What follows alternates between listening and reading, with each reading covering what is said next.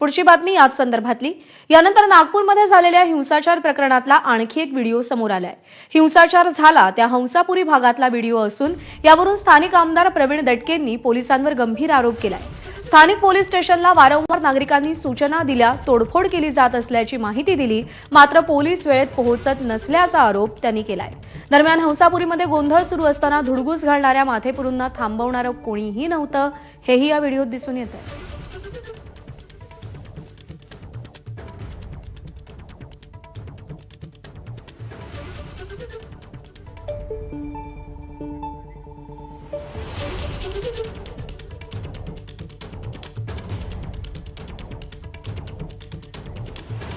रजत वशिष्ठ आपले प्रतिनिधी सध्या आपल्यासोबत आहेत। रजत, आपण पाहतोय सातत्यानं प्रवीण दटके यांनी पोलिसांवर गंभीर आरोप केलेले आहेत।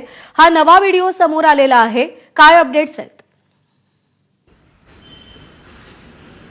नक्कीच हंसापुरी भागामध्ये गोंधळ सुरू असताना लोकांनी वारंवार पोलिसांना फोन केलेले होते, मात्र पोलिसांकडून प्रतिसाद मिळाला नाही, अशा पद्धतीचा आरोप स्थानिक आमदार प्रवीण दटके यांनी एबीपी माझाशी बोलताना केलेला होता।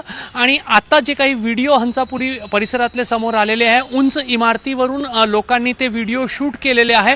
खाली त्यांच्या वाहनांची राखरांगोळी केली जात होती, वाहनं तोडले जात होते, संपत्ती नष्ट केली जात होती आणि उंच इमारतीवरून लोकांनी सुरक्षित राहून ते व्हिडिओ काढले होते। आणि ते व्हिडिओ स्पष्ट सांगतायत की अनेक मिनिटांपर्यंत बिनबोभाटपणे रस्त्यांवर धुडगूस सुरू होता, गोंधळ सुरू होता आणि त्यांना रोखणारा कोणीही पोलीस त्या ठिकाणी नव्हता। त्यामुळे जे आरोप लावण्यात आलेले आहेत, स्थानिक आमदार ते बीजेपीचेच आमदार आहेत आणि त्यांनी आरोप लावले, तर नक्कीच हे जे व्हिडिओ सांगतायत किंवा जे दृश्य त्याच्यामधून दिसतायत, तर काही अशा ठिकाण होते त्या हंसापुरी भागामध्ये की तिथे धुडगूस सुरू असताना पोलीस पोहोचू शकले नव्हते किंवा पोलीस उशिरा पोहोचले आणि त्याचाच फायदा जो आहे ते धुडगूस घालणारे, गोंधळ घालणारे जे लोक होते त्यांनी उचलला आणि बिनबोभाटपणे लोकांची हजारो रुपयांची संपत्ती आहे, वाहन असतील, ते नष्ट केले आणि एक दहशतीचा वातावरण त्या ठिकाणी निर्माण करण्यात आला। आता हे जे सगळे व्हिडिओ समोर येत आहेत त्याच्या माध्यमातून नक्कीच पोलिसांना तपासामध्ये मदत होणार आहे, कारण काहींचे चेहरे जे आहेत त्याच्यामध्ये स्पष्टरित्या दिसत आहे।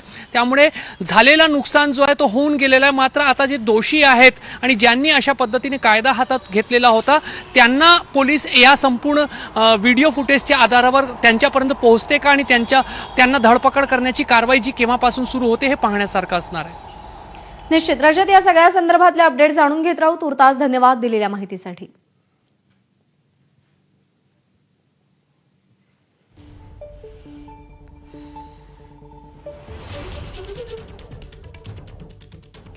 तर स्थानिक आमदार प्रवीण दटके यांनी नेमके काय आरोप केलेत आपण पाहूयात, त्यांच्याशी संवाद साधले आमच्या प्रतिनिधींनी, पाहूया। आपल्यासोबत नागपूरचे आमदार प्रवीण दटके आहेत।